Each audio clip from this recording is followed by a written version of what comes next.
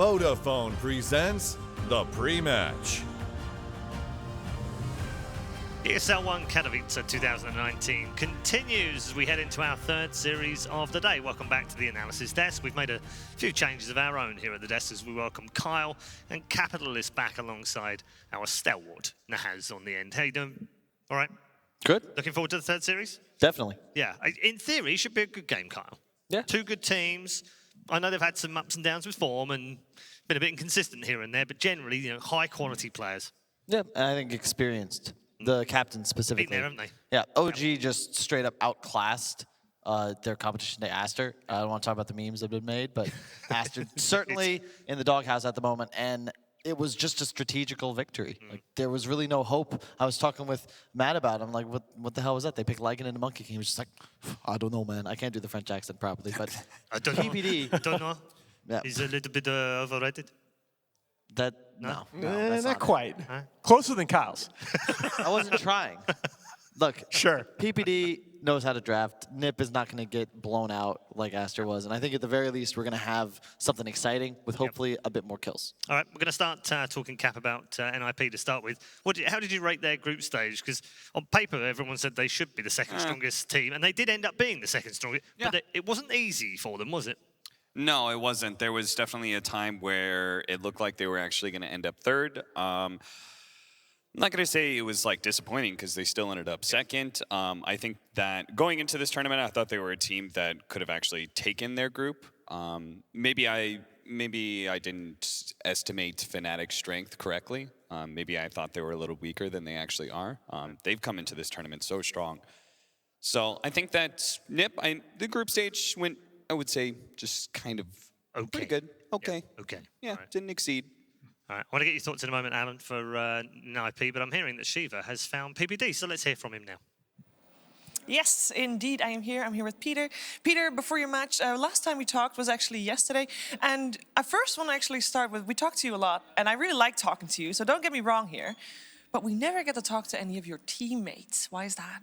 My teammates are shy gamer nerds, and they usually don't leave their bedroom. So this is doing interviews is way out of their comfort zone. But this is like, you know, we're in a pretty safe environment. This is not super scary. I mean, they might have to do an interview on stage. You know, maybe you should try and convince them next time. ESL didn't do such a good job. All right, I'll give it a go. I'll give it a go.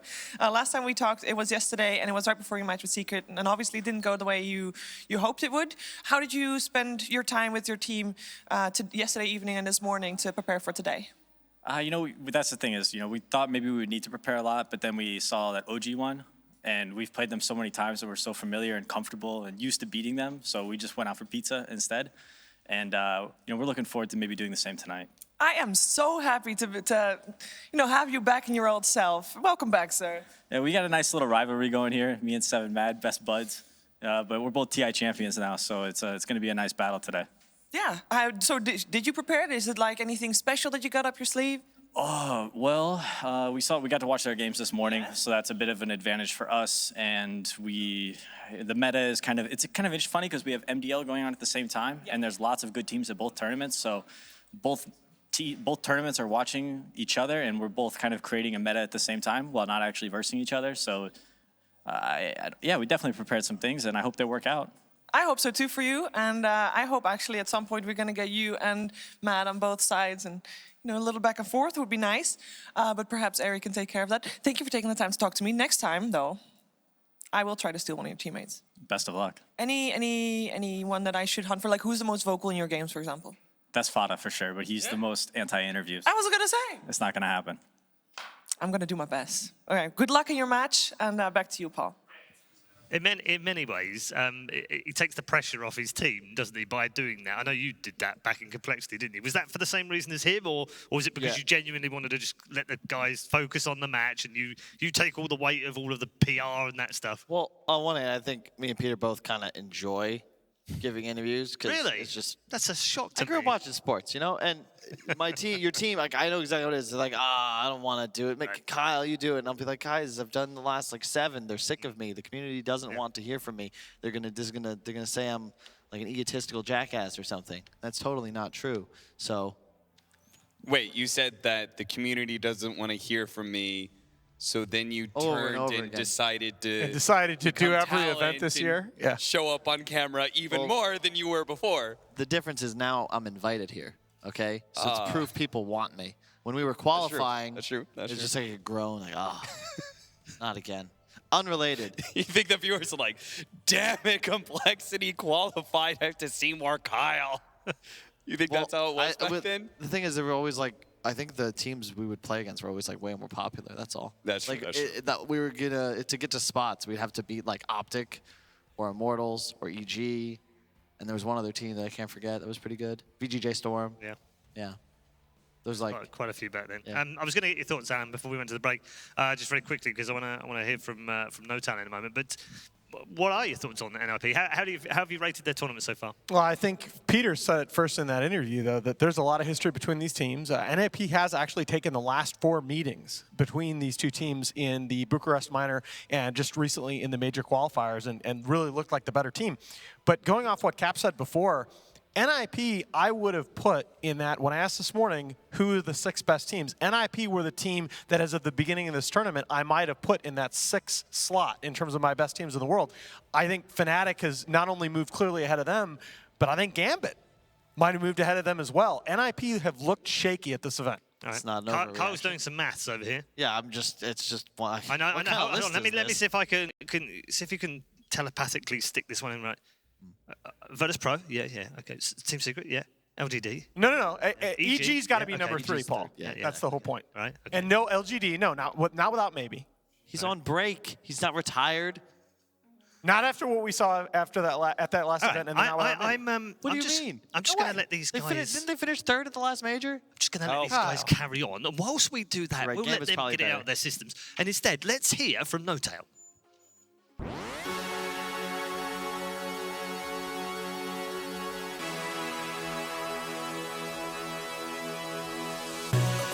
Feeling good, a little bit of pressure off. You know, it was the first stage game. But yeah, feeling very good. It was 2 very good games from us. Igor today just told us over and over again that he's feeling no pressure, he's feeling fine, so that's what it is. Get your head in the game. I think right after we sat down for the first game, it just clicked for him. The Thompson Monkey, I mean, they had some issues with what they wanted to ban and stuff. They ended up giving us a lot of the heroes that we really like, and I don't know, like the Thompson show, mid lane. I don't know what happened there. I have to watch the replay. Well, NIP is a very good team. I'm always excited to play, and this is going to be main stage. They've been showing some good stuff lately, and I'm just not really sure what to expect from them. It's always the same rule, just 1 game at a time. Don't look too far ahead. Don't look at how far you have to go. 1 game at a time. Keep your head down. Just keep trucking, keep working. If they tell you have to play another game, you just have to play another game. So far, so good. It was Friday morning. I don't think we got the full turnout yet, but I'm very excited. We're back here for, I want to say, my 3rd or 4th time. Always happy to be here. Polish fans are great. Dota around the world.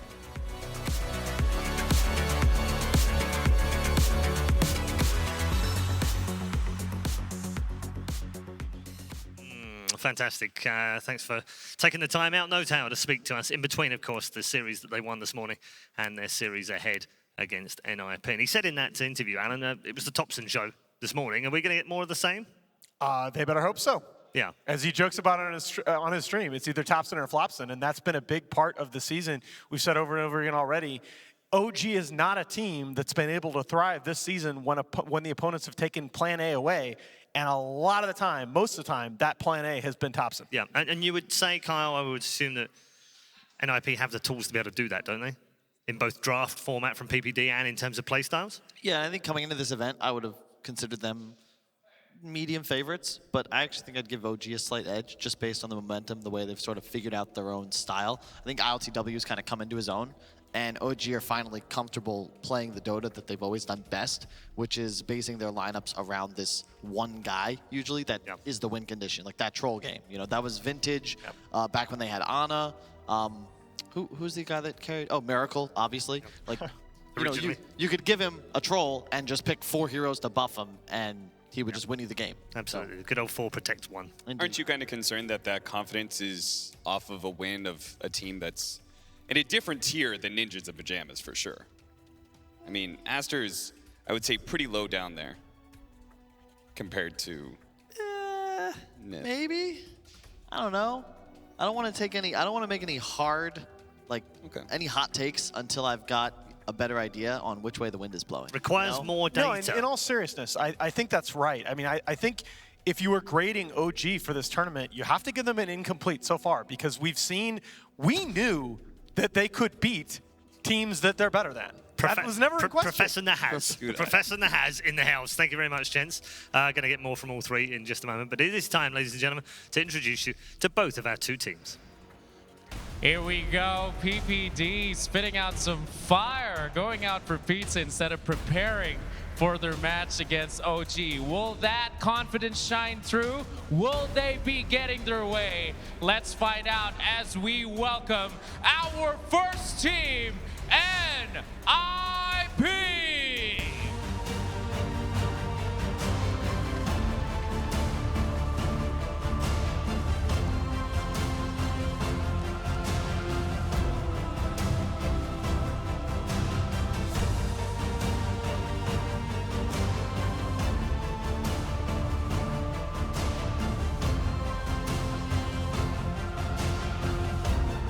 Please welcome to the stage, NIP.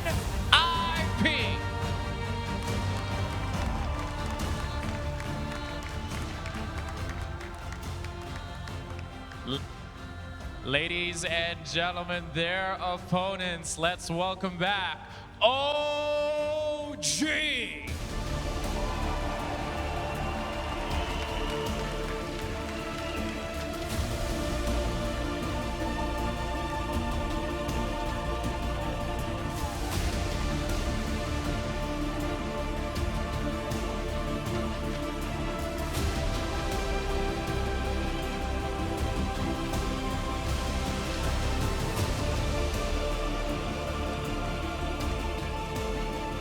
Ladies and gentlemen, your final series of the night. Will NIP continue to get their way, or will OG show them why they are your current TI champions? Your final match, NIP versus OG.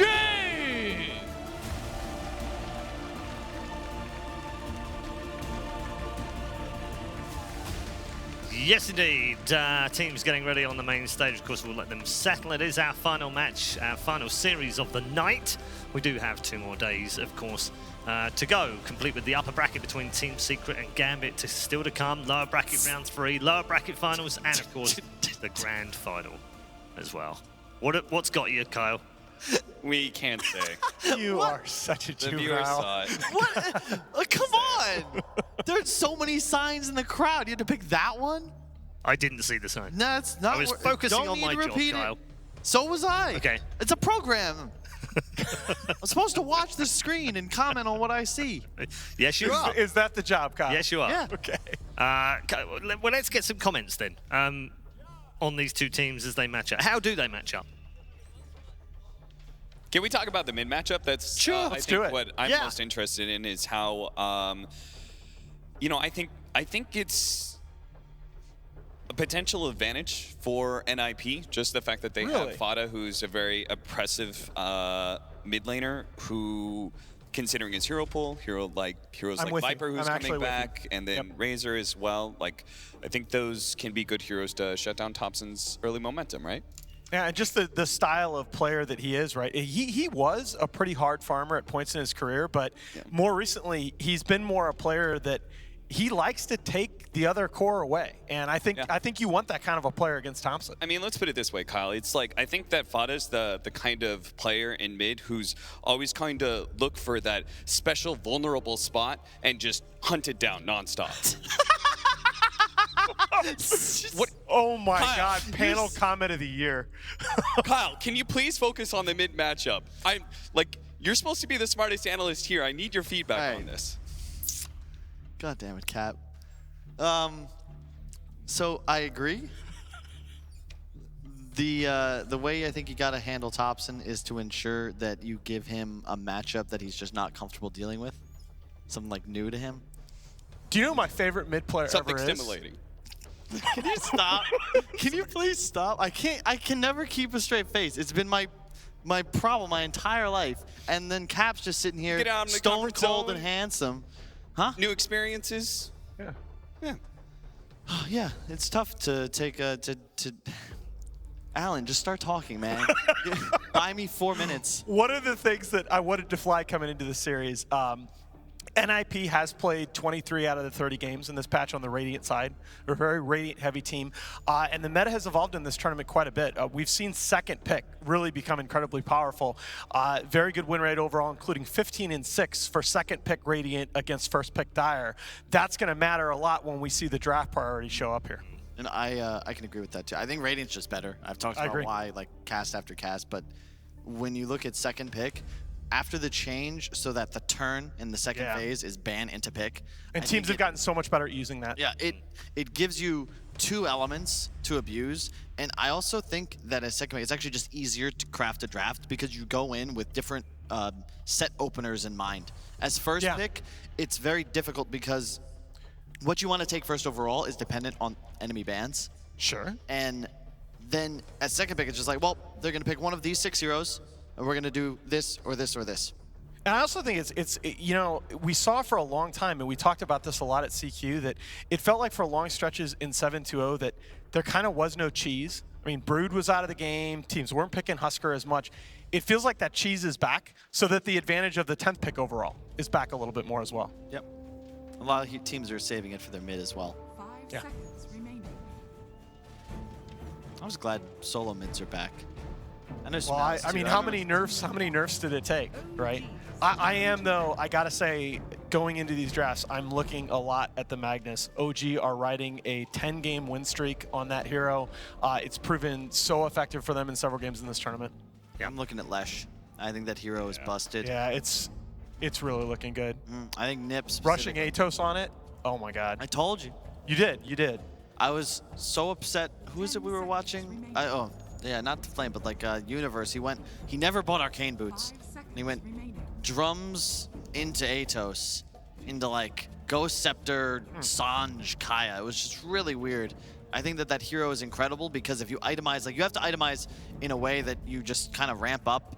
It's again, you do so much damage and you just buy all these items that give you survivability along with a bit of utility. It's perfect for this patch. You also do massive amount of structure damage.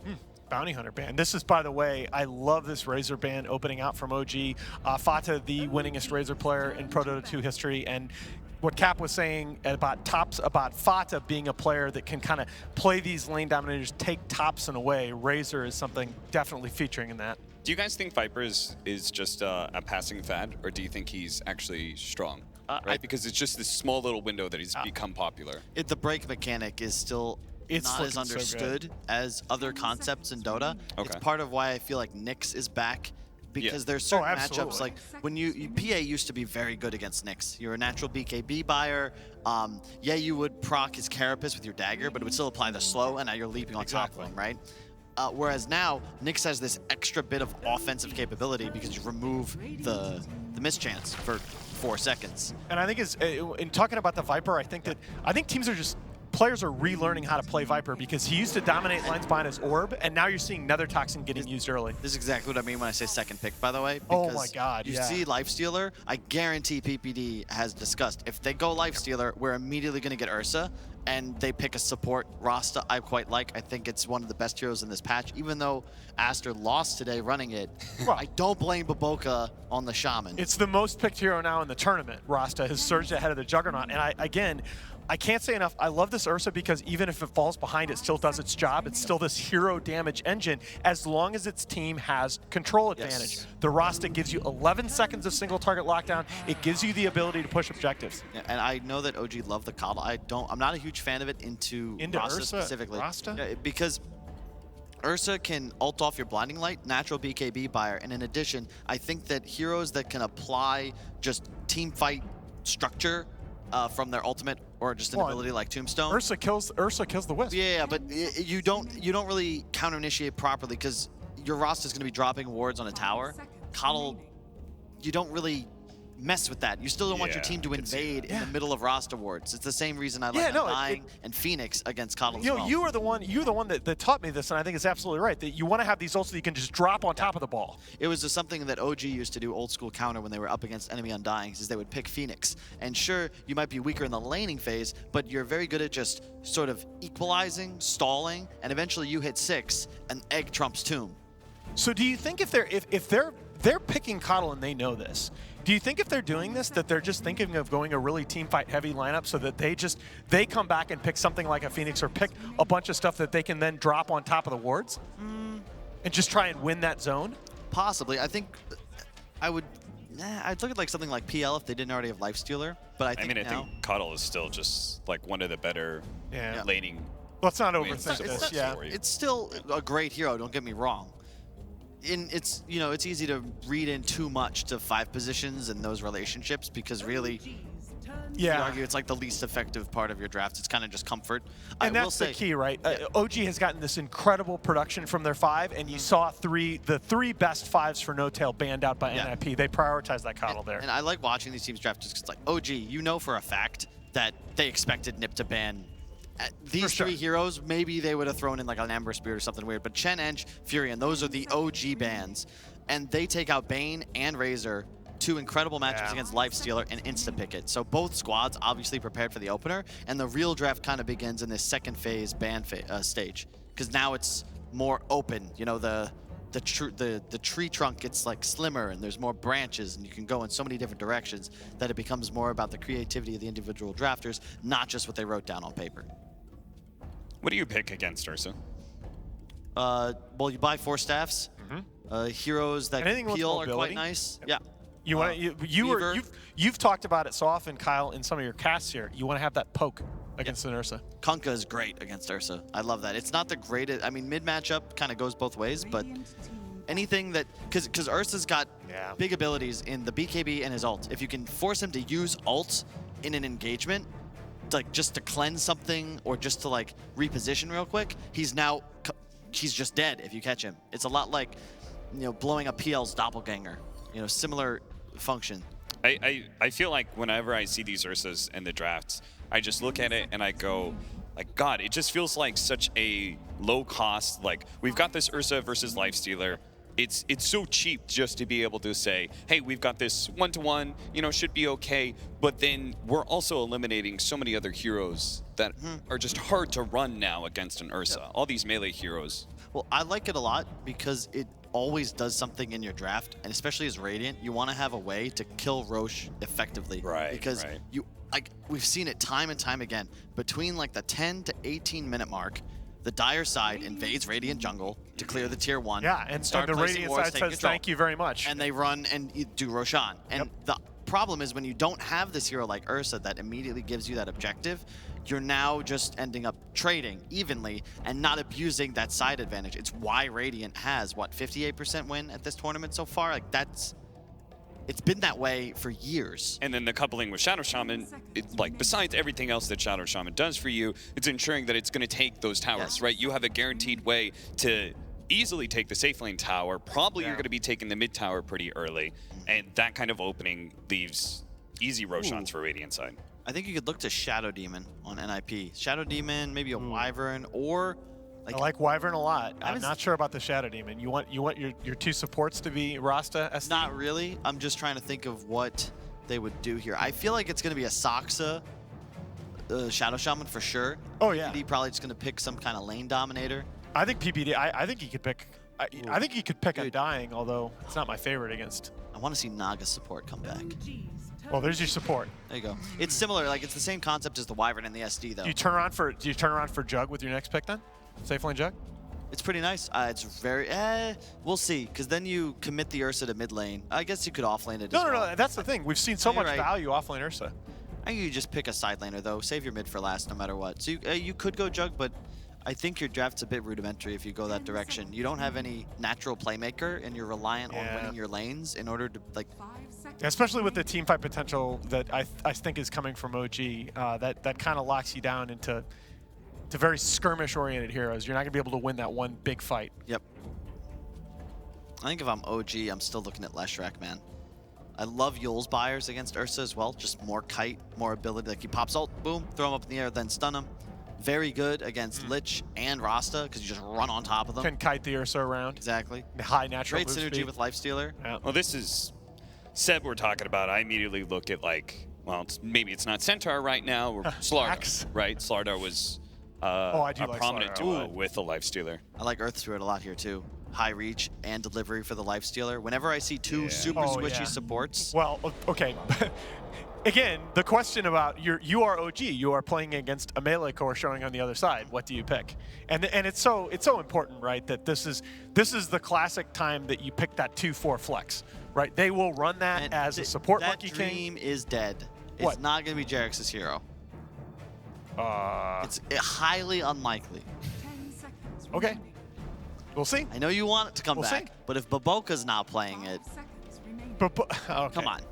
Babuka's just not been. He's not been anywhere near Jerax's level, and they have run it recently. Dude, no one was near Jarek's level for It's Jerex's most Well, played. Here's last month, here's by the way. solution for NIP. It feels awkward in combination with the Ursa, but It's- this is your team fight reply. I don't know about that one. What? Isn't that weird? It's a nice counter pick to the Lifestealer. It's like the traditional counter. Yeah. It's But very weird, I but hate it with Ursa. I hate when Yeah, you have that's what I said. double melee core that are both. I also hate it against Coddle. Yes. He literally Kyle, can you're- drop the Will-O-Wisp inside of the Chronosphere, and he can blast you out of your own Chrono. Yeah. Team back. I know you're. I think we were saying the same thing there, buddy. I don't know if I like that either, though.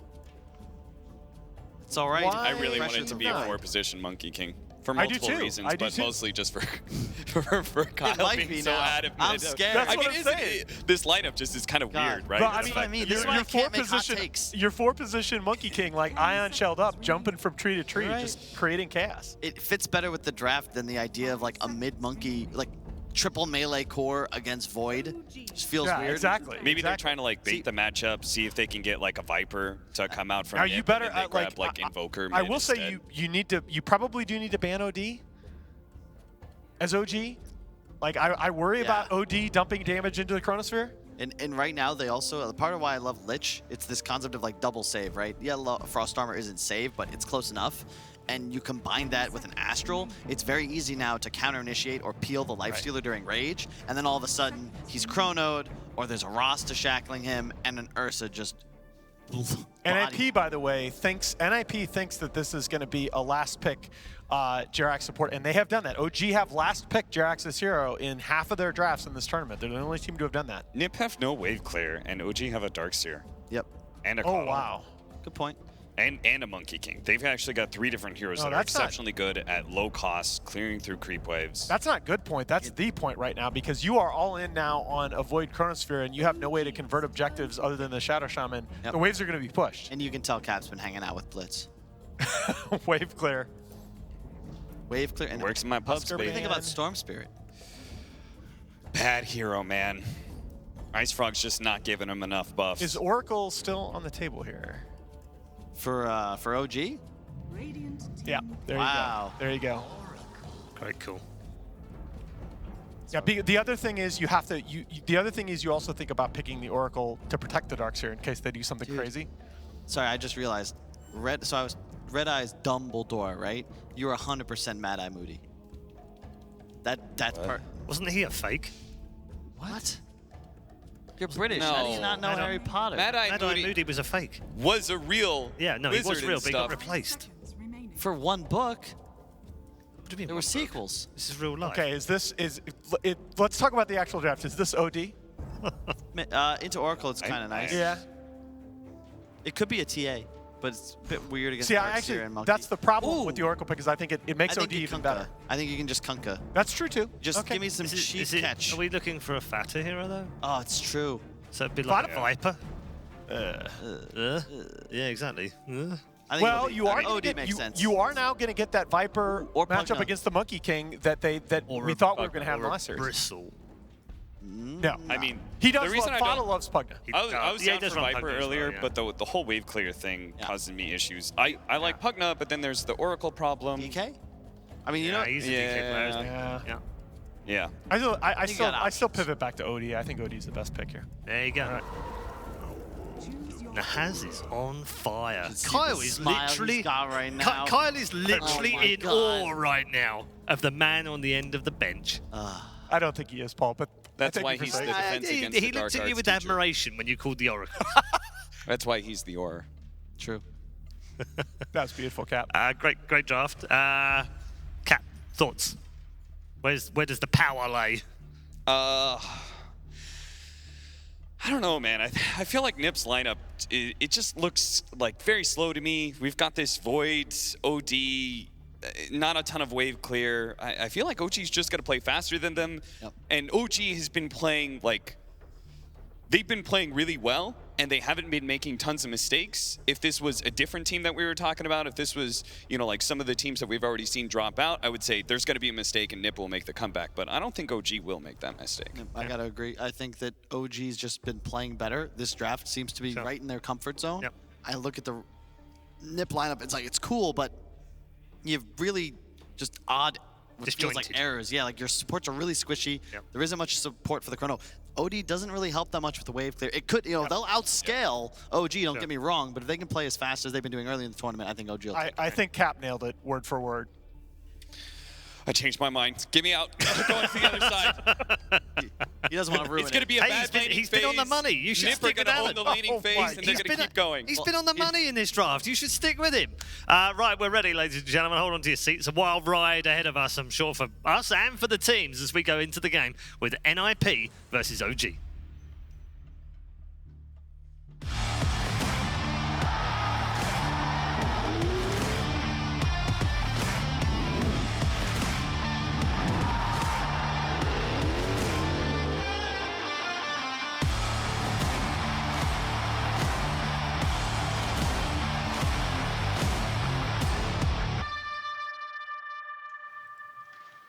Thank you very much, Red Eye. Yes, ladies and gentlemen, we're ready for the final series of the day, and what a series it is. Ninjas in Pajamas up against OG. I'm OD Pixel. I'll be joined by Fog for this one. Hello. We've got the drafts. We've already got some exciting heroes. We have the Void picked up. We've sort of seen some teams dabble with him, but he's not one of the top-tier carries at the moment. NIP, though, they say it will work this time. The panel seemed a little against it. What do you think? Is this a strong Void game? A shocker. Owen saying, exciting heroes, the Faceless Void. Not something you'd really expect to say, obviously, right? Fun stuff is probably still just the Oracle, right? Oracle from the last series. We have he just seen looked so good. Yeah, some crazy Oracle performances. And Jarek's also in the beginning of the today too. He played a phenomenal Oracle already. And they even mentioned it themselves, right? That when they did the interview, Mad was like, Jarek's Oracle, he's really damn strong on the hero, So right away, they're starting with a aggro position tri-lane to try to secure the room. Soxa will actually get it. Because, I mean, considering the cores that we have on both sides, there's a lot of sort of strong matchups that we'll see go either way in the mid game. You look at things, like the Lifestealer. You say, okay, he's going to get on top of the OD, but then you look at the Void. You're going to say he's going to get on top of the Lifestealer. It sort of goes back and forth between the two teams. So what are you really looking for in the early stages of the game to sort of see one team set themselves ahead of the other? Is there a specific lane that could really go one-sided? I'm looking to see how much the NoTail can protect ILTW, because the last game that I saw this Ursa versus the Lifestealer, KP was able to put so much pressure on him in the laning phase, and he has a Lich to help him too, so I'm watching that top one to see how much NIP can put the pressure onto OG and if they can actually handle it. While on the opposing side, you see OG, they're prioritizing putting the pressure onto the Void a bit, and Void, he'll be able to do just fine down here, farming and sustaining versus that Ion Shell. And we'll see what sort of build Ace goes for this game as well on the Faceless Void.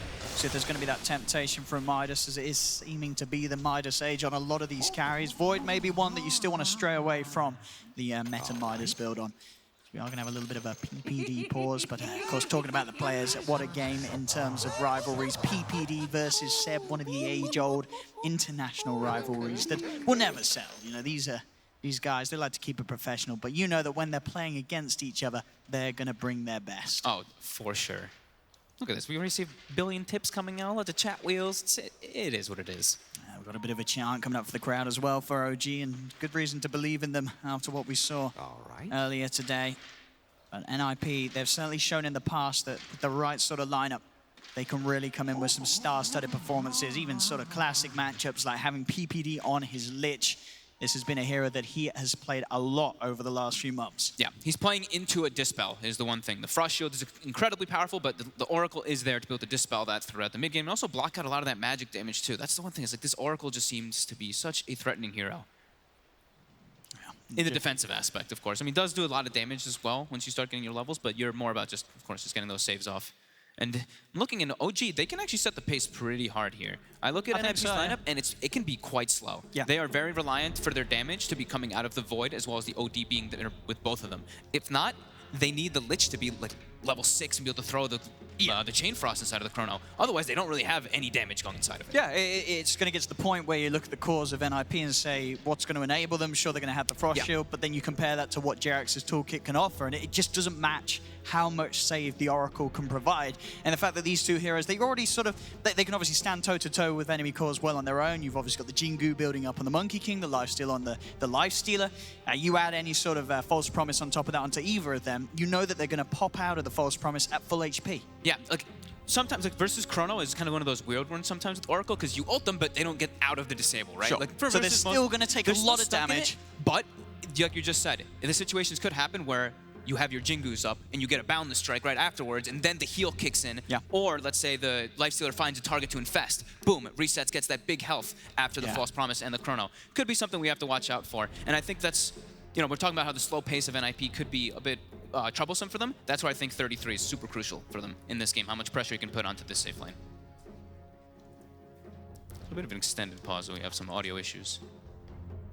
Of course, one of the strengths with the offlaner, as we have seen previous teams, one performance that comes to mind, of course, when Zai played it offlane for Secret, it very much is this hero that even if, as you say, ideally, you don't want to put pressure in the laning stage, but you can sort of bring yourself back into it. You can turn towards the neutral creeps. It doesn't matter if you don't get any farm, particularly on the hero at the start. It is a hero that we have seen some of these players at this level be able to catch back up on after being zoned out of the laning stage. This won't be one of those zoning games, though. I mean, he's got just Kato Lifesteal. He's got Lich, and he's in like the dream lane for sure. Here. He's prepared with the regen. He's got 6 tangos in the south. He's, as you say, good to go, good to stay. I want him to do I think I do want him to do the blink in this game. I know 33. He hasn't really gone for it in most of his games. He's gone like the Phase, the Midas, even like a Vanguard, or even like another item before doing. He does love his drums as well. Yeah, maybe I'm still okay with Phase Drum. I'm still fine with that. I just want him to be able to get an item that'll let him just put the pressure on to give his Void and his OD the time to get their farm up. Because, like you said, it could be Midas gaming for both.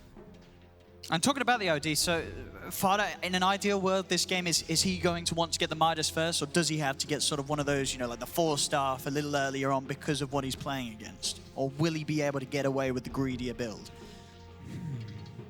Not too sure, to be honest. I think he might be able. It all depends on how the laning starts go, right? Like if like Ursa's getting shut down, he might be able to get something that can give him a bit of a timing first or earlier, so he can actually get involved. But I think the Midas could be okay. Once again, just apologies for the pause. Hopefully we will be able to get things underway pretty shortly. Looks like we are just fixing a few of the issues on NIP's side, as it seems. It looks like OG are more than ready to get back on with the game. Yep. We see that OG had blocked the hard camp as well in that bottom lane when they're doing the, you know, cutting of the waves with the Darkseer. We've been seeing that pretty common now. Whenever you do that, make sure you can't actually fix the equilibrium or pull the, you know, pull the enemy creeps into there and get the extra farm. They want to be able to try to maximize down here and get Seb a good lane.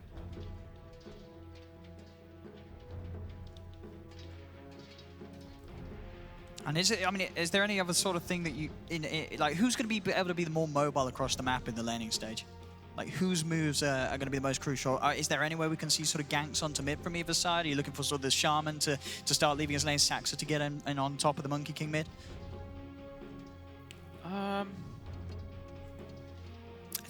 I think maybe he could actually, yeah, because you can set up pretty easily. He can set it up with Astral. Could just a couple of disables. I don't think he needs to walk there, but if there's an opportunity where he can set up an Astral and then Sox can TP and then just walk in with the Shackle, I think that's better. But I think he wants to stay down here for a bit just to make sure that they don't like. Because what's going to happen is they're going to cut the wave for a while, right? Until they're level 3 probably on the Darkseer, and then they're going to start pressuring with the Ion Shell rather than just doing the cutting. So he wants to stay down here just to make sure that the Void can get the farm. But yeah, having the TP for the ganks can definitely be there. And this, because the Void, he is going to get good farm, right? If they cut the wave like this, Ace, he shouldn't really be feeling too bothered about farming underneath the tower. No, definitely not. It's just once those levels come, right? Because at one point the Darkseer won't just do this. He will play He will play the He's going to lane. get back in the lane Yeah. and start, and you get the Iron Shell creeps heading in your direction. Yep. But at that point, we may see more movements towards that bottom lane to provide that extra bit of backup. We'll see how much PPD feels he's going to be needed in this top lane. Maybe there's going to be a point where 33 is at a stage where he can sort of stand toe-to-toe to this dual lane on his own. As you said already, not really the scariest of lanes for the top lane Ursa. 33 should be able to get away with quite a bit up on this top. Yeah. It seems like we are still just having some slight problems with, I'm not quite sure. NLP, they look ready to go. Yeah, they just said those audio issues, right? So they're just probably making sure. I'm just looking around to see if I missed anything else. I don't really see. Don't see any like sharing of regen or sharing of ring of regen or anything like that. I'm clicking through everyone's items. We have seen some of the games. It's still very early, of course. We've only, Yeah, only a got minute ourselves a minute in. It's not really too much that has happened in that minute. Yeah, just some. No sign of a just some- first blood. Lots of like the blocking of the camps, right? You see PPD but walk to body block the bull camp. They block the hard camp bottom with the ward. So yeah. I mean, where will we see first blood? Which is the lane? Where do we see first blood? Yes, Yeah, we're me getting for to some that point. predictions right Some now. All right. predictions. Well, I think we should watch for maybe NoTail. Well, maybe that one might be the one. If he steps up too far versus this Lich when Lich is level 2 with the Ursa. Oh, that's true. Yeah, with think the that's Ursa and the probably Lich, the if biggest they one. can get past LTW. Yeah. I think this top lane is probably. Well, I mean, for the most part, NoTail's just going to be sending blasts out from the trees, isn't he? Yeah. Like, there's just no if he gets reason for him found, to. Right. He's Sure. speedy, but yeah, Lich can. The Frost Blast plus. Well, it's like level 2. When level 2 happens, we'll probably see the pressure come out in the top lane. Looks like Jarex is getting curious. Wait, what is that? How does he have a question? I don't know. He had a pretty cool emote there. Is that a medal? You guys don't see it. Is that if you're not a? Is that if you don't have a rank yet? It did. It's the rank medal, but It's the without rank medal, just a the medal question in. mark though. And we've got Saxa spamming some in-theme Shadow Shaman emotes. Thompson dropping an OS Frog. So yeah, it looks, as I said, just seems like we do apparently still have some audio issues with some of the players. But, So Owen, now we get to ask you, how does this look as a Void game? As a the Void OD game? as the professional. Pretty damn good. You like it? I think this is a pretty good Void game. You're You playing don't mind the coddle? It's 2 melee cores. You're going to get a BKB. Okay. And sort of at that point, you're not going to worry too much about it. Sure, the Oracle is annoying, but at the same time, you know, you're going to go for these chronos. You know Oracle's going to save 1. Well, you don't chrono 1 person. You make sure that you always get 2 so that you can just kill the target that's not going to be saved. You're going to have a bit of a poke up the first target. You can expect Jarex to come in with a save because he's normally going to do it quite early. He doesn't need to wait. It's what, an 8-second false promise duration. It's already going to outdo the duration of the chrono. So, you know, whoever he's going to go on, as you say, afterwards, they're going to be able to boundless strike. Maybe. Or have some lifesteal a little bit. Hopefully. It's unlikely you're going to be able to disable them further than that unless the Shaman's there to follow your Chronosphere up. What if he just gets Fate's Edict in the chrono? Well, we'll see. We'll see. Anyway, That could don't be a worry. very scary one too. We are, as I said, There are a once couple. again, we are waiting for some issues to be fixed, but we'll be able to break up a bit of myself and Fog chatting as we will actually send you over to Shiva, who has apparently an interview going with some of you beautiful people out there in the audience.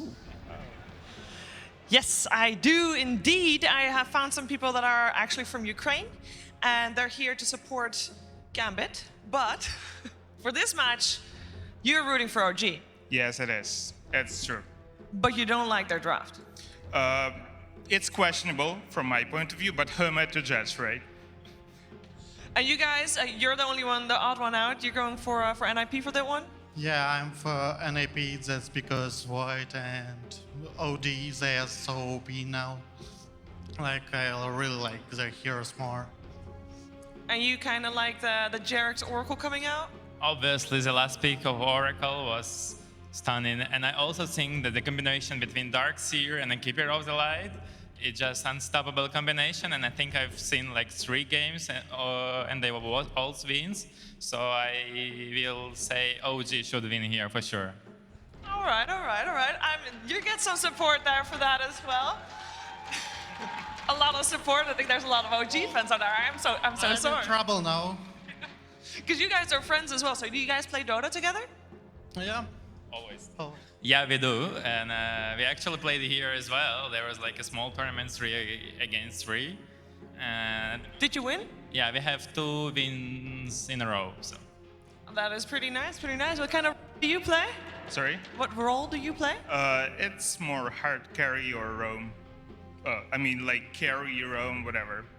Anything that's needed. All the roles except of mid, actually. You don't want mid. No. It's too much responsibility. So you're never rolling for mid. No. Who goes mid for you? He's a midder. Well, That is my position, and I prefer playing mid. But sometimes, there is a lot of roles. We have to roll for mid, and then if I don't get the role, I go pick Rubik and lose the game. We'll pretend we didn't hear that. Or do you try to play Rubik, or It's one of my favorite hero, and I'm trying to be very well on it, and I think I play well, but for some reason we always lose. It just, I don't think it's a coincidence, but I hope it is.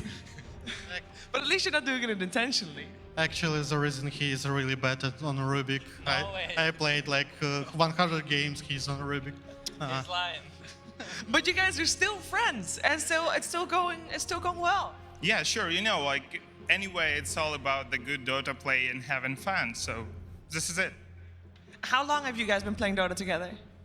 Together, we've been playing for maybe up to 2 years. Something like this.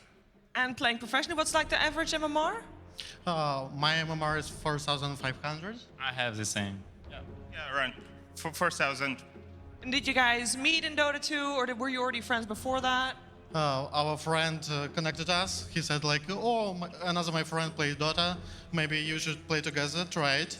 And we tried, and now we are friends for, I don't know, 3 years? Yeah, maybe 4. And I was playing core role always, and he was playing support. And we started playing.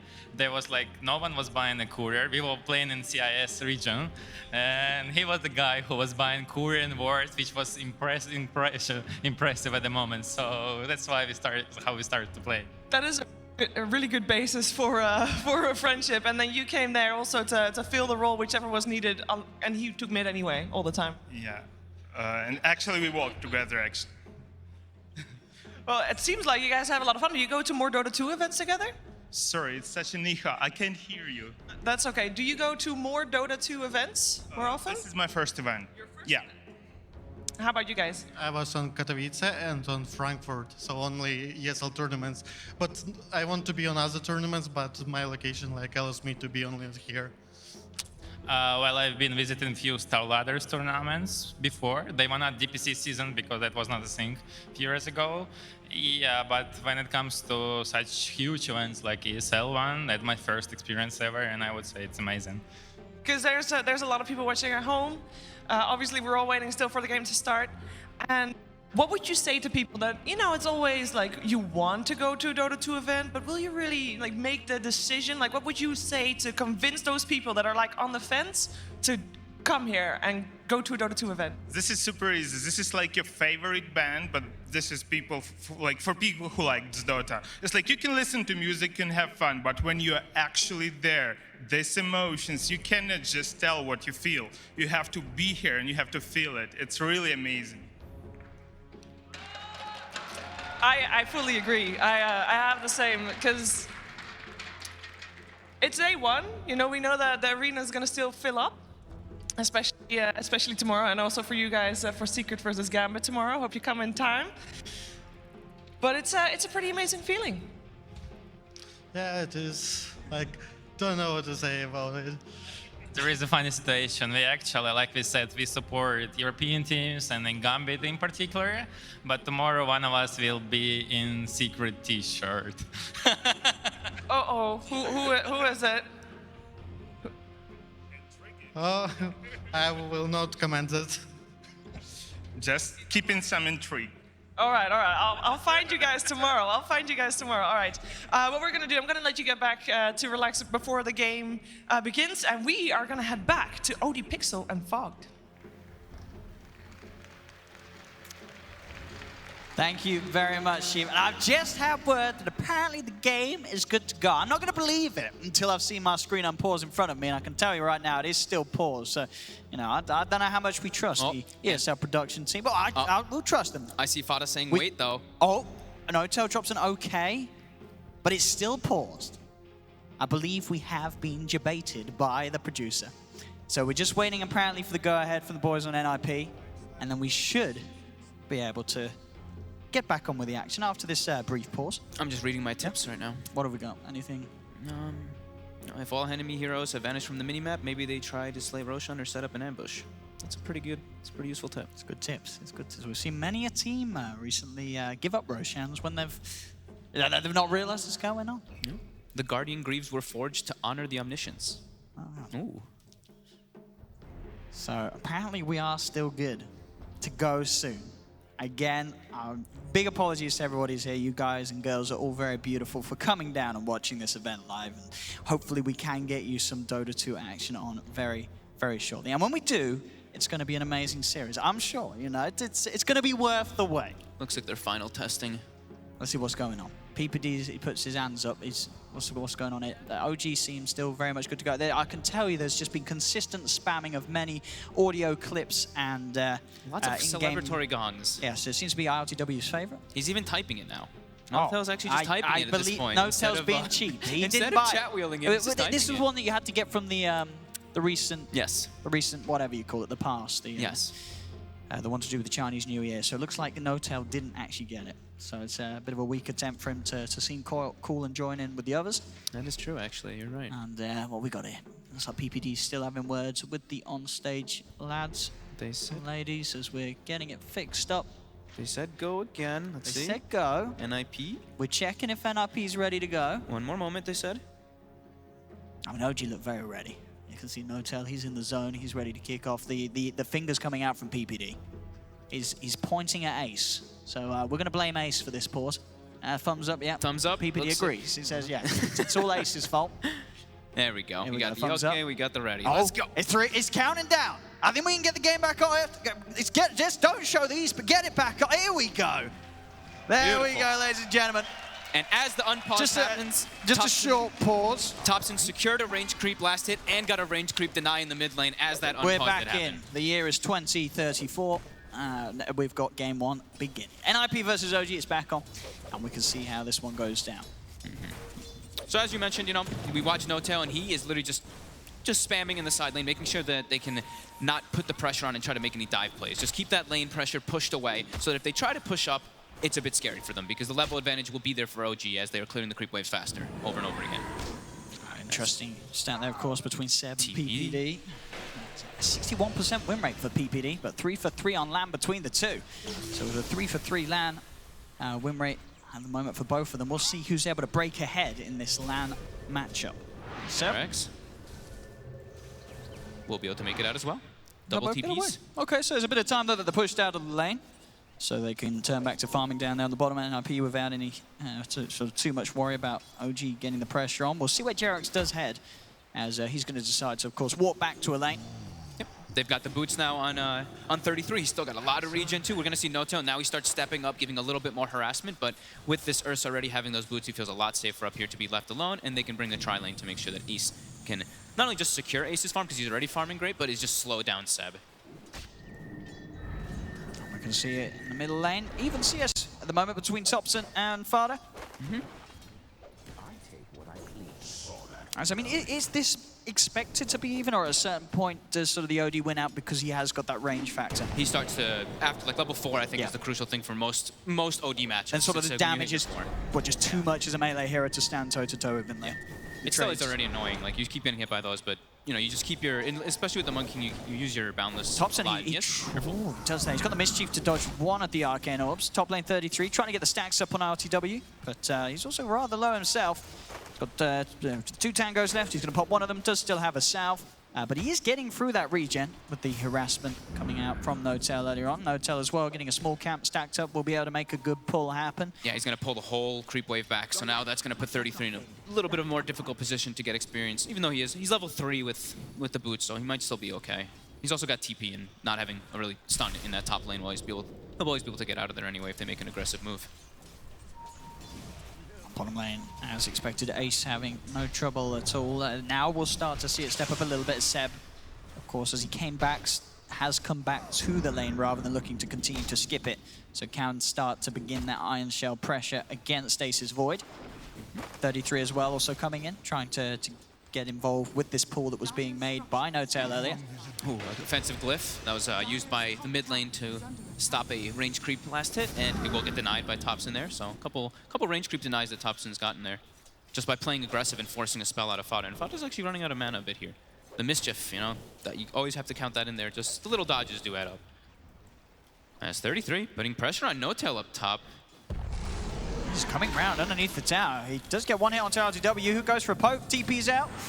Just a little bit of aggression there from 33. Has to go back to the base anyway, as he had then eaten through his entirety of regeneration. This bottom, and with the shackles, they do have PPD coming in as well with the slow. Seb, he does not have mana to get out of this one, so he'll fall. NIP take the kill down bottom, as Seb sticks around a little too long, a little too low on the health and the mana. Yeah, he really had no mana. He threw out the last Ion Shell too. I think he just accepted his death and just had to deal with it. They have been stacking a lot of camps. I've been seeing Jerax stacking for the Darkseer. This is something that Darkseers used to do. I know Kyle actually mentioned it a couple times during his casts that he was talking about this, that he was hoping that people would start doing this, and we are starting to see it now. OG is going to start boosting up that net worth of the Darkseer with these stacks. It's that old school approach. He's getting a good chase onto NoTail here with the Earthshock slow. A couple more hits would do it, but RTW will slow him down with the open wounds. NoTail turns, charges up a blast. 33 is able to dodge it.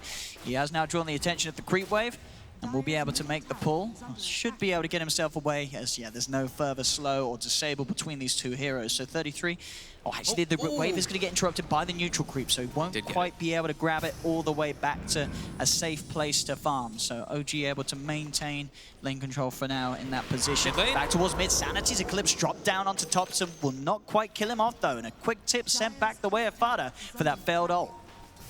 5 minutes in, though, and with the free farm Ace has got it. He has got that Midas at pretty record timing here before the 6-minute mark. The absolute dream, as he was able to get it without having to go for any sort of boots or any other item. This is a very, very quick Midas for Ace. Not even any extra regen or anything. He literally just went straight for it, so. Yeah, no surprise there at all. Yeah, it is a new record in these 14 matches. Yeah, 27 seconds faster. And we were talking about how, will we see the double Midases coming out? Will we see the OD also get it? We have seen Fada also queued up now, too. So they want to be going for that late game, as expected. I think it's the way to do it. It's the way to do it. Right, look at their lineup. Their draft is incredibly strong late game. They've got a Void. You always have to be looking at a Void lineup and being like, yeah, they've got the late game secured.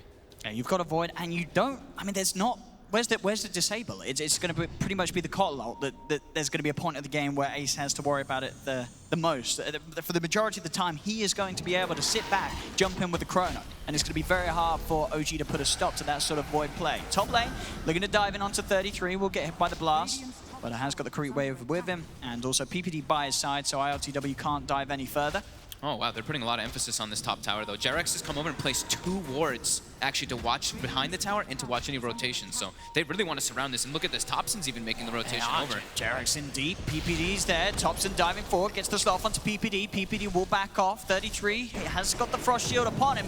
Topson, he's going deep for this with the Boundless Strike. Will get the Jingle Mastery stacks up. It was bringing him with the Sinister Gaze, but he gets one more hit off to get the kill. And OG will get both of those there with that aggressive play, sweeping round behind that tier 1 tower very early on.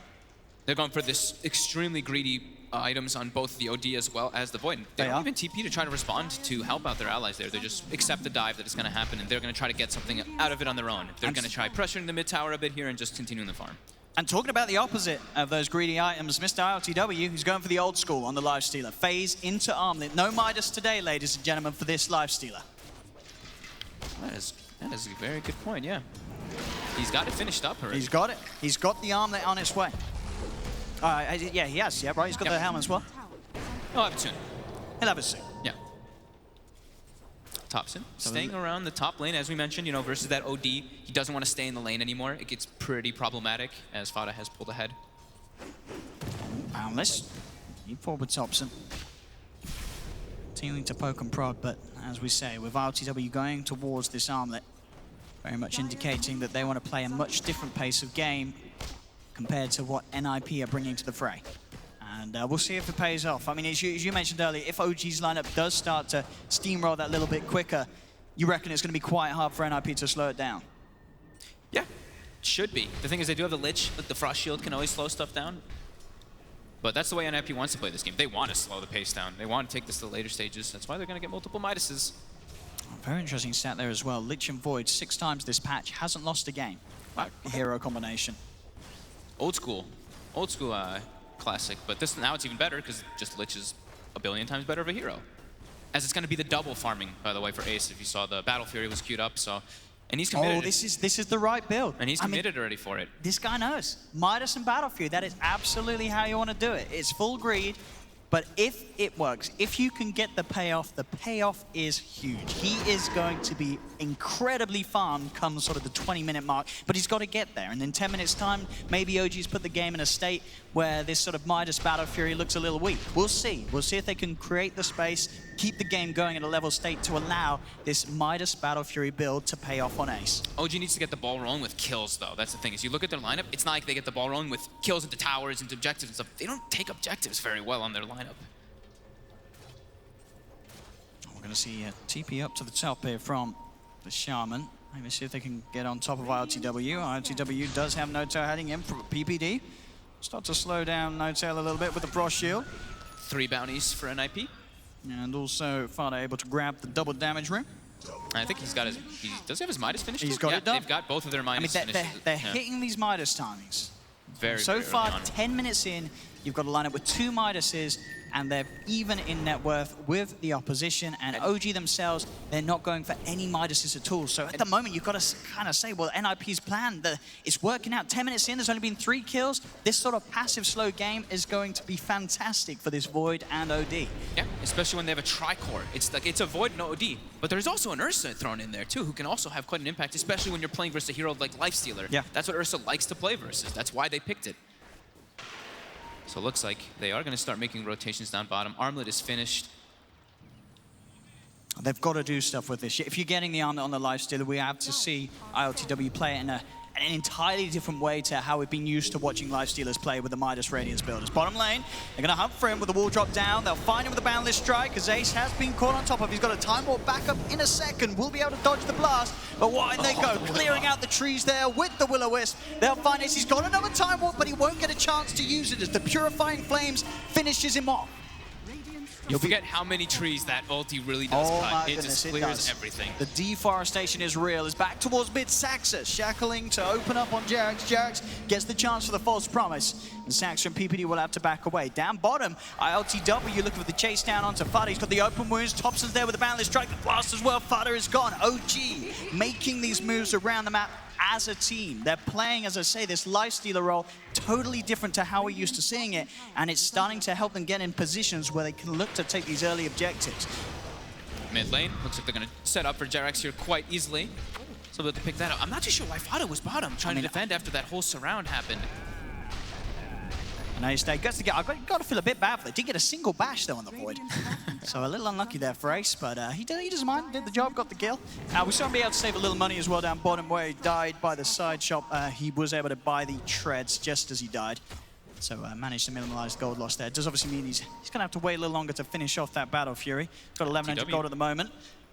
Saxa and PPD there by Ace's side, so ILTW not able to lead anything in. They might see an opportunity to go on Saxa if Saxa sticks around in the middle lane, but looks like he's playing it safe. He realizes that if ILTW shows, very likely that Thompson's going to be behind him because of how OG are playing. And just because of how OG's been playing, just the way Thompson's been playing on this Monkey King, he's a lot more active. That's just the style that he's been playing for quite a while now too. And NIP, they're setting up now in the mid lane. They are.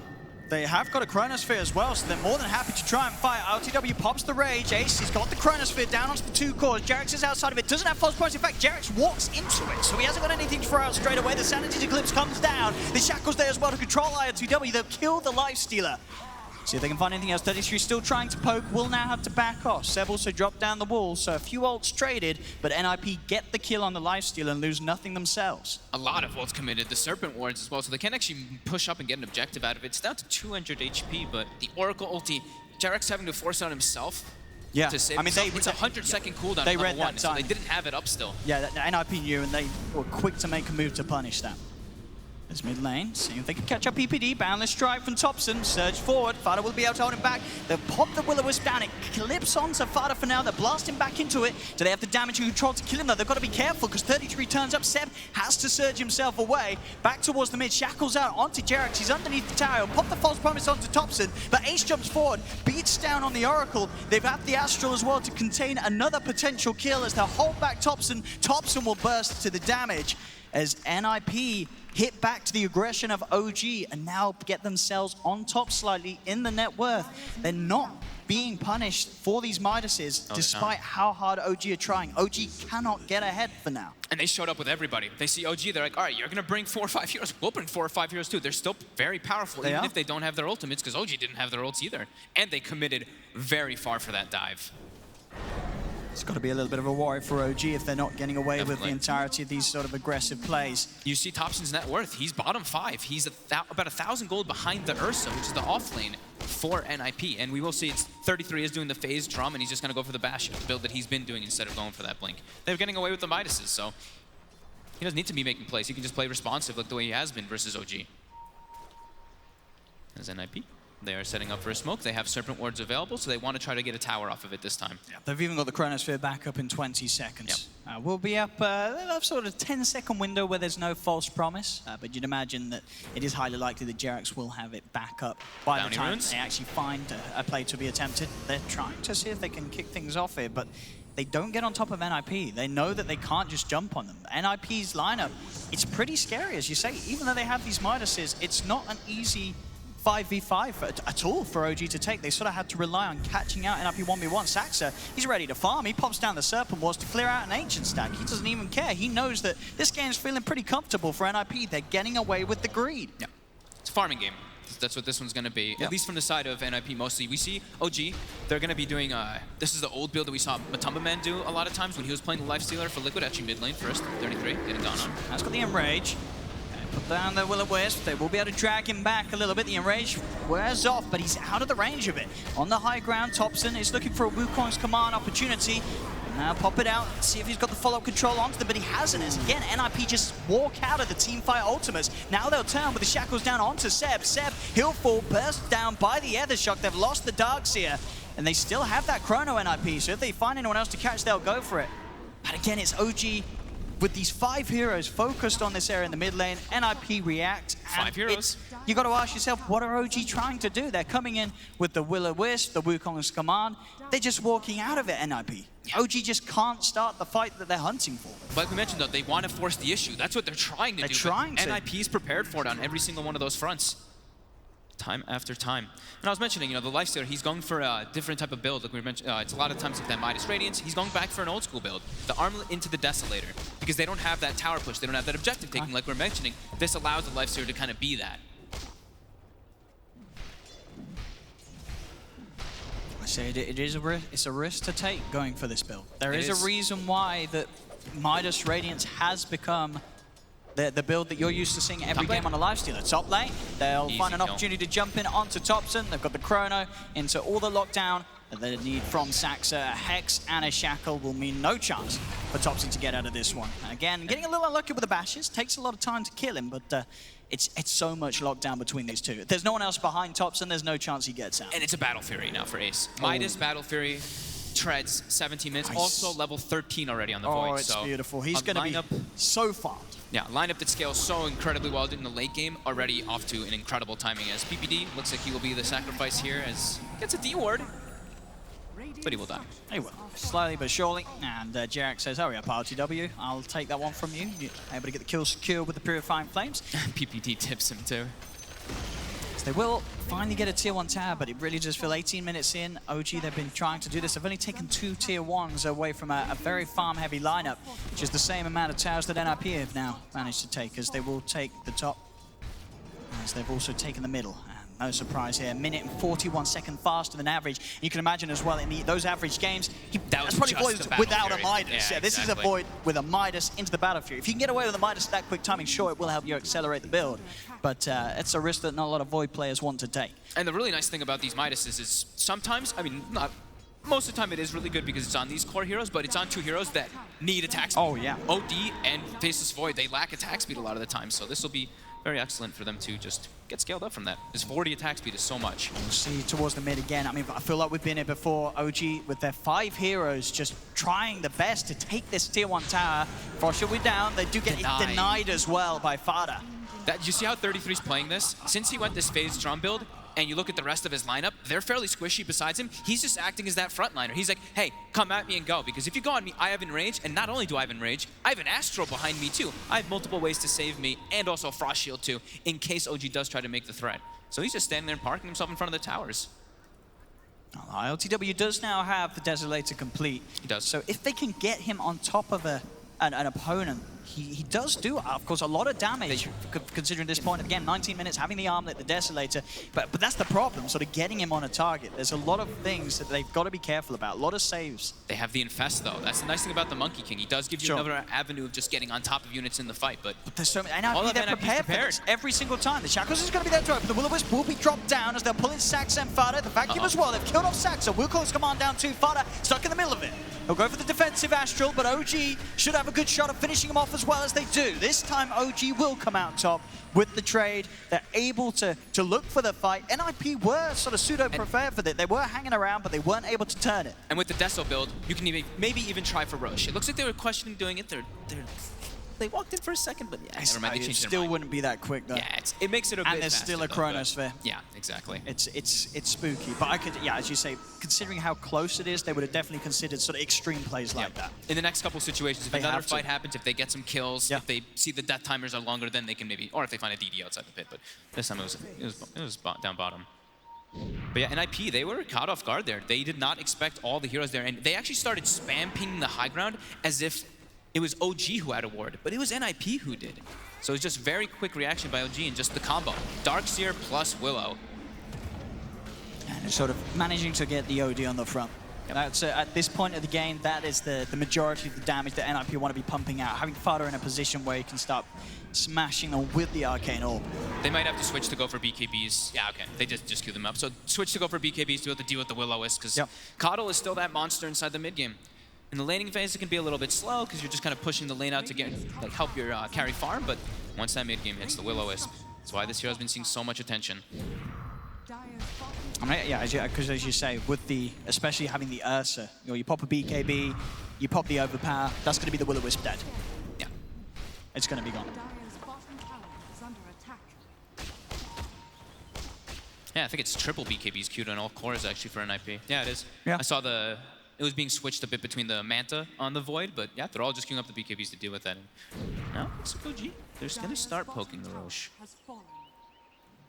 All right, well, NIP, as you say, if NIP do become aware of this, they have got good fight around the pit. They have the Chain Frost, they have the Chronosphere and the Sanity's Eclipse. But it does look like OG are getting away. It's already at half HP, and no one really from NIP in that area of the map. And yeah, this is always huge. You're taking Roshan away from a team that's ahead of you, but also a team that has an Ursa. For the Radiant side, they want to be getting Rosh, and NIP aren't going to have a chance to do so, as OG will take it. They'll get themselves Roshan and get the Aegis on ILTW. It seemed like, I mean, they weren't pinging or anything, but it seemed like they almost knew. The way they were just like, all right, let's take a tier 2, and they're just farming. Yeah, like, but they it's didn't still have any weird, intent though. to even try to contest it. Because of how well they can fight around the pit, but again, maybe it's just the confidence. NIP know that they're still 4K ahead. They know that it is maybe a risk that they don't really need to take. Sure, they have an Aegis. Is that going to make a difference in the fights? Maybe not, because of the team fight that NIP have with the Chronosphere. I think the call might just be, wait for BKBs. I don't want to fight this. Yeah. We'll win this game if we get to late game and we have our BKBs, we have our immunity, we have the scaling factor. We don't need to take these super risky plays. Keep farming, make OG make the mistakes, not us. But now with that Aegis timing, let's see what OG can capitalize on. And they really do have to, because Ace getting very close to having the BKB. Not only that, but the level 18, that extra point in the Chronosphere. It's going to be even harder to deal with the extra amount of control that's going to offer in the team fights.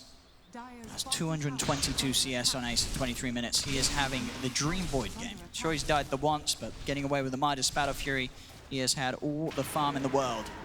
And they can just keep stalling, like we mentioned. They have the Frost Shield, so every single time, PPD, when he feels safe, he'll walk up, put that on the tower to slow down the push, and just keep buying themselves some time as Ace just continues to farm it up, and he'll have the BKB pretty much done. BKB on him and on 33, ready to attend these fights. OG are getting away with taking this tier 2. They won't look to fight yet. They'll concede that tower. Ping's coming out towards the top as well from OG. They've got the creep wave moving in nicely. So really starting to sort of shut down top half of NIP's map, getting these towers, and with no confrontation at all for now. Now we are going to see NIP begin to move out. See if they have any sort of smoke. They do have those BKBs, as you mentioned. It has to come all the way out on the courier, though, before they can try to go to it. And also, fighting into a high ground here, this type of positioning here versus a Monkey King and a Willow, and a Will-O-Wisp, even if you have those BKBs, can be a bit scary. Sure, the Will-O-Wisp won't matter, but the Monkey King still definitely will, especially because he just picked up that, well, he's picked up the Echo Saber a bit ago, so his damage is pretty high. Thompson, he's going to start poking at 33. We'll drop the Wukong's command. 33 pops the BKB. Is he able to, and he's able to easily walk out. In fact, just goes for the Invis Rune and a TP away. Knows there's nothing else to hold him back. Yep. So an ult cooldown traded for a BKB charge. NIP's just all about stall, right? Stall the game. Wait for that third BKB, wait for Aegis to go away, and then they can look to take fights versus this OG lineup. But Saxa steps a bit far forward, but he will get the Hex on ILTW. So PPD trying to drag a ILTW in. ILTW, he's going to go for it with the Rage. Looks towards PPD, but even with that Armlet in the Deso against the Frost Shield, it's just not enough damage. Now they'll turn back towards him with the Shackles. NIP's coming. Fada's going to come in, start to get somebody in. They have the Hex too. He needs some help here. He's got the Rage back up. Ace has gone in with a wraparound. Time dilation onto NoTail as he's trying to focus for the easier kills. NoTail popped the Will-O-Wisp down, but the bashes come through. Ace, he's killed off the Keeper of the Light. Saxa still being kept alive. There's the Chrono from Ace onto the 2 on the side. The Cleave as well, cutting through them. Sanity's a clip drop down. They've lost 2 on OG. They've lost the Aegis on LTW. The Shackles onto Seb. Seb will fall. They'll almost certainly be able to go and kill LTW a second time. He has got the Rage. He's looking for Fada, but Fada with the Astral will keep himself safe. RDW is trying to turn towards Saxa, but Saxa still has the mana to turn with the Shackles. OG get team wiped. Oh my.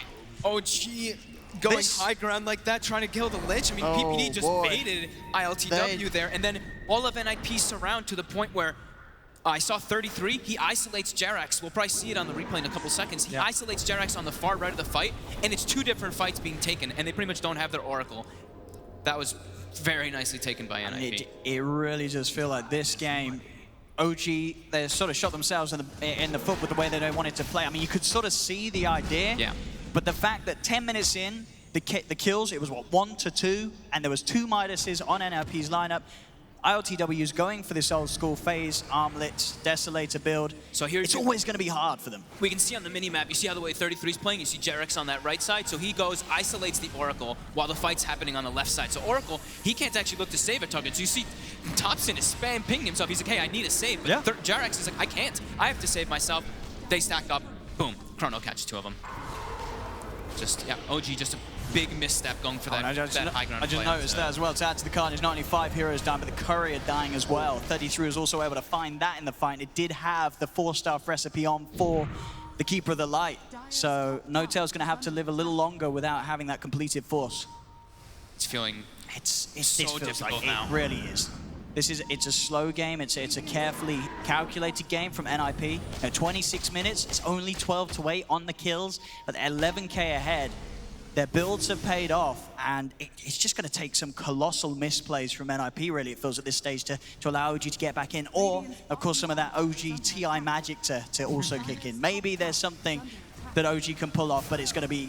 It looks almost impossible. Absolutely. I mean, into all the BKBs, it really does feel like Hex comes out to drop the Serpent Wards as well. LTW does have the backup from the False Promise, but they've already lost NoTail. Thompson trying to look towards Ace. Ace has been disarmed. He's not messing around, though. Ace drops the Chronosphere. They managed to catch out Thompson. Thompson is dead. The Hex out as well as the Shackles. Chain locking down ILTW as once again, OG just getting slaughtered by NIP. 4 dead this time. Jerax will be the, at least a survivor for OG, but it really feels like OG's just throwing themselves against a brick wall. Yeah. As NIP look to well and truly have had their number this game. They knew exactly what to do. They made the greed work. They made really it did. work perfectly. The way that they played it, they went for the Midases, the way that they responded is the biggest thing for me. 33 had a good game in the top lane, and he just showed up to every single situation. Well, pretty much all of NIP did show up, but 33 was parking himself right at the front of the towers, and he's like, hey, come at me, OG. NoTail, he's been found. Sinister Gaze from PPD drags NoTail in. 33 will get on top of him for the damage, and the call is dead. As this game now, NIP with the lead that they have, they're like, all right, guys, we can start to push ourselves now. We feel that it's in a pretty safe place. As I say, NIP is going to have to make some big mistakes to let this one slip away from them, as they are just so far ahead. Ace nearly hitting 20k net worth at 28 minutes in. He's pretty much doubling the net worth of ILTW's Lifestealer. I always look at net worth, and then you always look at experience afterwards, and the experience is insane this game. It is over 25,000 experience lead for NIP as well. So just because of all those successful fights, and also even having those Midases, right? They just have such a big level and gold advantage. I don't know what they do. This is, I mean, one of the more sort of slower, more painful one-sided games we've seen. Methodical. Just NIP having great control of the map when they're showing up the fights. They only had that one fight top where they had go in OG's favor, and then from there, they've just been positioned excellently. They always have, look at this, 33 is always the one just showing his face in the front. They're hiding the rest of the heroes behind him. 33, just get disarmed, trying to munch through him, but with the frost shield, it's more than fine. Quick Hex comes out. Ace does have a Chronosphere if he sees a chance to jump in and go for a fight. But still, it very much is, it's all up to NIP whether they fight or not at any of these points in the game. They know there's no pressure to do so. The game's fully in their control. There's a full butterfly done. Yeah. And Ace is just absolutely huge. Nearly level 23. He's going to be on track to hitting a very quick level 25 this game. And it's crazy. We're still seeing, right? 44 fast in this patch is fastest. And you can imagine that he did not have all these other items in his inventory when he did get those butterflies. Level 22 at this 30-minute mark on this Void. Having an excellent game. 329 last hits is OG. Fada. He's going to go for a bit of a setup. We're going to have Ace jumping on the back lines. We'll get caught out by the Will-O-the-Wisp, but he's not messing around as he pops the BKB. The shackles are there to hold down ILTW. That's the carry gone. NoTail dead as well. NIP, at this point, they're just making it look like they're a team that's 18k ahead of 30 minutes. They're making it look easy. Yep. As Jerax, he's not getting home tonight. TP gets cancelled by the Hex. Thompson, I mean, it's not going to do anything. It's not going to do anything. He's going to die, I think. As, yeah, he can't jump out. The swipes are stacking up. Jackals are there from Saxa, and Thompson will also die. As this game, I mean, we heard there's some OG fans in the audience. This has got to be a bit of a rough one for them. This is not sort of OG's finest showing. Still only says an 87% win rate on Dota Plus, but it's feeling I mean, they are much TI winners. More like I think that's that's the TI winning status that's sort of giving them the 13% there. Like as if it's any other team, Valve is certainly giving this one 100% to NIP at this point. Yeah, this is definitely looking pretty much impossible for OG unless they get some kind of, even if they get some miraculous combo, I still can't even see them. It's pretty much like Ace has to chrono his team inside of a Wukong's command or something like that. They've got to go for some incredible chrono whiffs. Yeah, five-man chrono on his own team, as you say, may just do it. May just give OG the chance to get back in. Yeah, it looks super difficult. Their damage is just completely limited. They've got a DD rune now on the Lifestealer. But even then, there's just this Void is almost level 24. Yeah. He's gonna have a Manta finished up on top too. He's got 24 armor and 1800 HP. So. Smoke up from NIP. Trying to sort of bait with Vada at the front. But at the same time, OG, they know that that's not really a target they can jump on. Ace, he's going to go to the time walk forward straight away onto NoTail. He's just running down the Keeper of the Light. NoTail gets beaten down in a couple of hits by Ace. The jump up towards the side. ILTW getting hit down by 33. He's trying his best to run. The Rage will wear off. Fada turns with the Sanity's Eclipse. Buybacks are coming out from OG, but they can't do anything. And Ace, he's going to jump forward. He's still got a chrono. Won't find the opportunity to hit the two of them, so he'll hold on to it for now. Sax has got the shackles onto Seb. 33 will come and help finish him off. Seb is dead. As they're still holding him for now. They're not quite tapping out yet, OG. They still got a Chronosphere as well on NIP. Ace has been holding it this entire time. He hasn't needed to use it that whole fight. As Saxa, shackles are there, Chronosphere's out, Ace jumps in with the BKB. That'll be a dead Oracle for 70 seconds. Godlike on the Faceless Void. The Wukong's command is down, but the BKB out from Ace will allow him to stay alive. He's got another time walk available as he gets out. They did lose PPD, so OG were able to get a kill. Cost them 3-4 buybacks though, and they won't be able to find anything else. 4 buybacks for that one. It's the perfect position Wukong's command, but he's just not farmed enough to do that much. He has a Halberd and Echo Saber. He's not this super farm Monkey King. 26K gold lead still. Can they break this record? The biggest LAN throw being a 23.5K. So this will be a new record here at LAN if this game does end up going OG's way. I do not see a lot of games that get close to that 45,000 XP lead, and they almost have a 45,000 experience lead. Oh my goodness. I mean, Ace, as we saw, he is level 25. Bottom lane, they'll find the Monkey King Thompson. They'll turn into a tree. Oh, look at that. It's an astral tree. I've actually not seen that. It's a dead Thompson once again. Full Abyssal Blade done on 33. The items just continuing to roll in for those on NIP. 33, he'll be able to look for an easy Roshan. Into the pit he goes. Ace is there to help finish it off with him. As OG, they will, as I say, they still hold on to the tier 3 towers. They still hold on to the barracks. That's got to be one of the earlier level 25 voids we've seen in ages. Yeah, absolutely. It's got to be one of the fastest. I know we have item timings. I don't know if we have level timings, but it's got to be up there. Yep. As they Jerax, go forward. Shackled. OG's trying to come in for the wraparound. They will drop the Will-O-Wisp. There's going to be a buyback straight away from Thompson to try and help the team out here. Ace turning towards ILTW. The Abyssal Blade down onto the life stealer. ILTW is dead. 3 dead. GG is called as OG will finally put an end to the beating as NIP just absolutely beat them around this game. There was, wow. I mean, NIP, they act.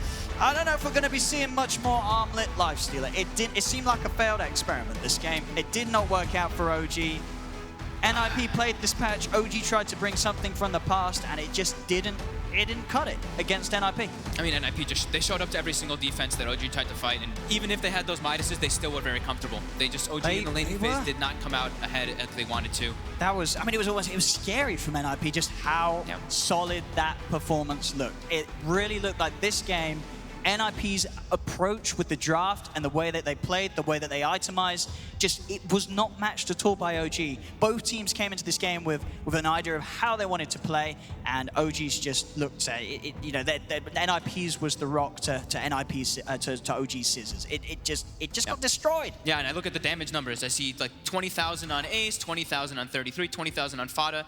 On the side of OG, they each did about like 10,000. So their damage was just like super restricted because of the way that the team fights were taken, and NIP just getting a good read of the map. Always responding properly. Well, as I say, we know at least that OG, they definitely can show us better than that. They have done so in the past many times, and they have done so in the past against NIP.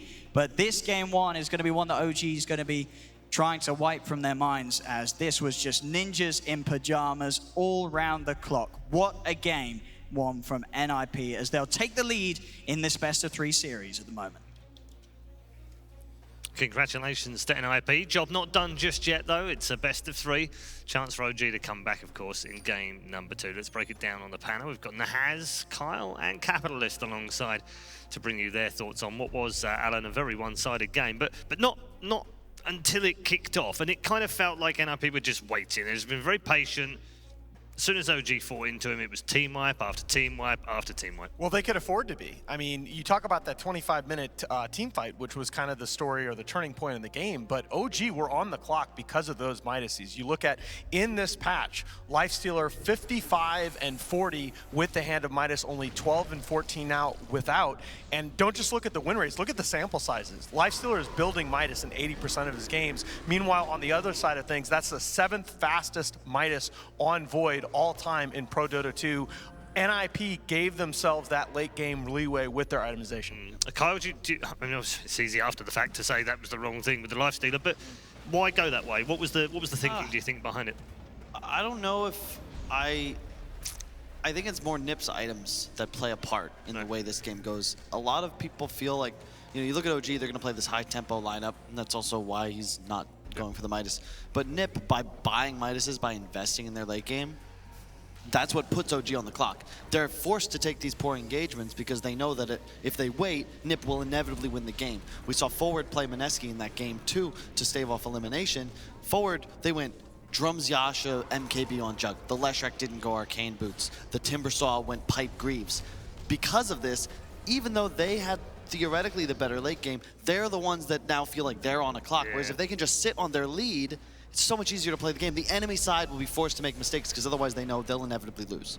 And we saw that too. We saw how NiP were just like trying to barrel down mid over and over again, trying to take that tier 1 tower. I think it also helped in this case that you just had some pretty good lanes for NiP, that they didn't lose the laning phase. They actually did very well. They had strong matchups pretty much everywhere you look. So in that regard, like if you exit the laning phase, you're looking good. Your Midas timings are going to be fine. Then all you have to do is just make sure you don't lose that like 15 to 25 minute window. And what I really appreciated was NiP were willing to like just play conservative in their movement. Exactly. They were willing to group up in that mid lane and say, hey, we're not going to get picked off. We're going to try and stem off this tier 1 tower. We're not going to let you run over us. It's a really good point because you can afford, because of this early investment, to be conservative as a squad. You could ditch a support here. Yeah. You can over-rotate, buy time, because you know that no matter what, you're never actually going to be falling off. And I look at the way OG laned this, you last picked Jarek's as hero. They didn't have a Darkseer partner. Yeah. So how is this lane meant to actually apply any sort of pressure when you're playing into a void, but you have no partner to go with this Darkseer? It just felt very awkward. And you look at the draft in retrospect. Obviously, hindsight's 2020. But where's like the catch from OG? They have one stun. That's a and boundless it's the Monkey strike. King. Full stop. Right. That's what exactly what I was going to say is by rounding out the draft with that Darkseer Oracle combo, you leave yourself so light and disabled. So many of those early engagements around 13, 15 minutes, when OG was trying to punish these Midases, they would drop their big team fight ultis and NIP just run away. Yeah, it's like you replace those heroes, right, with just standard like stuns. Just give me some stuns. Give me a Centaur. Yeah. And how about an Earth Spirit, If you're going to go this Darkseer, why not take the partner first? Because the Earth Spirit, like my favorite hero to watch Jarek's play, that combos with 4 or 5 offlaners easily.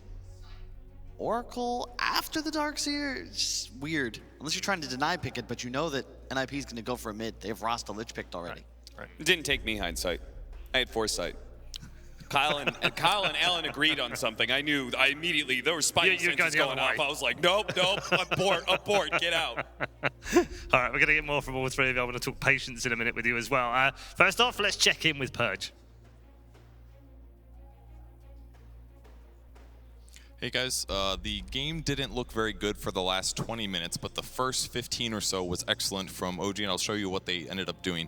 They had their lanes, they went fine. I liked how they laned Lifestealer against Ursa as a way to deal more damage to Ursa. One thing Ursa's actually lacking in the laning stage is just regen. Lifestealer can offset that a little bit. They ended up rotating Monkey King over to pressure this lane, and they ended up netting a Lich kill as well as the Ursa kill, and as a result they killed the offlane tier 1 tower really early, which is super abnormal.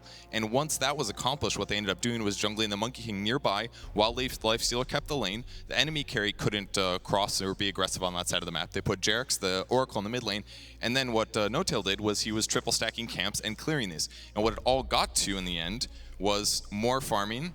Caudle ends up clearing these. We're at the 10-minute, 30-second mark, and he picks up level 6. He instantly TPs to the bot lane, and when I watched this, I was like, every OG hero is here. All 5 players in this lane to put pressure on this lane. And then you saw probably one of the reasons that they lost the game.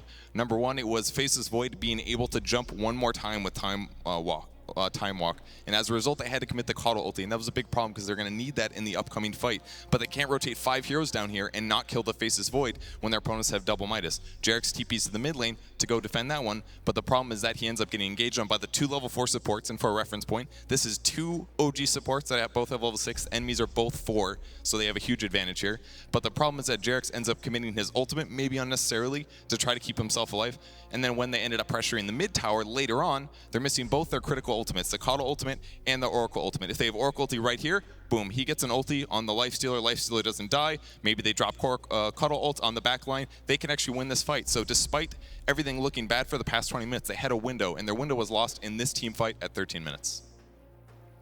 Very good. Some investigative stuff there from Purge to point out that maybe it wasn't a 25-minute fight, it was actually the one earlier. I really like that he highlighted that portion of the game, because the other thing that you saw is that OG had those 2 extremely aggressive wards down in the upper left quadrant of the map around the Radiant top shrine. They were trying to control that area of the map. You could see they wanted to get that kill on the Void rotation bottom and then come back and hit that mid-tier 1 and ideally also the top tier 2 towers. The fact that Caudle had to blow that ult and that Oracle ult was down for the big fight mid meant that they were never able to convert on pressuring that part of the map. Yep. And I also, like Purge's point, you see this a lot in games. The good players, like that extra leap from ace, buys coddle ult. Like you trade your death, sometimes buybacks, for enemy abilities, and you don't know how that'll affect the game as it develops. It's all about those little details. Yep, that's buying space. Yep, but it happens later on in the game as well. I wanted to talk patience just to wrap up the end of this first game, in the sense that it's very easy for us to sit here and go, Nip played that really well, really patient, because they had to, because they knew they could, but and we're talking about some of the best players in the world at this game, Kyle, and yet so many teams don't have that patience. There is that tendency to want to go in because they feel right and they feel better. So credit to them, right?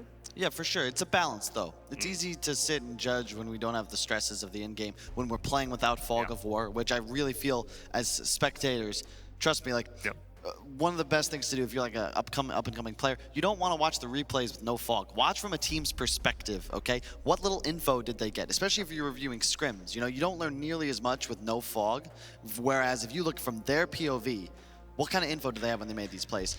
You sometimes realize, like, oh shit, they had this ward on a high ground, and it just lost us the game because we never noticed it. And for 7 minutes, they're playing around this area, and we're getting caught out like sitting ducks. So you never know. Sometimes you got to play fast. Sometimes you got to slow it down. But it's a hard game. Yeah, it is a hard game. All right, thank you very much. Going to get more from all three of our panel members, of course, after the break, which is where we're heading right now. Don't go too far away, though. Game 2 just around the corner. Plenty for OG to be thinking about in the break, but they've been there, seen it, done it all. Can they do it again? We'll find out shortly. It's got to be up there. Yep. Shackled. OG's trying to come in for the wraparound. They will drop the Will-O-Wisp. There's going to be a buyback straight away from Thompson to try and help the team out here. Ace turning towards RTW. The Abyssal Blade down onto the line. To the high RTW is dead. 3 dead. GG is called as OG will finally put an end to the beating as NIP just absolutely beat them around this game.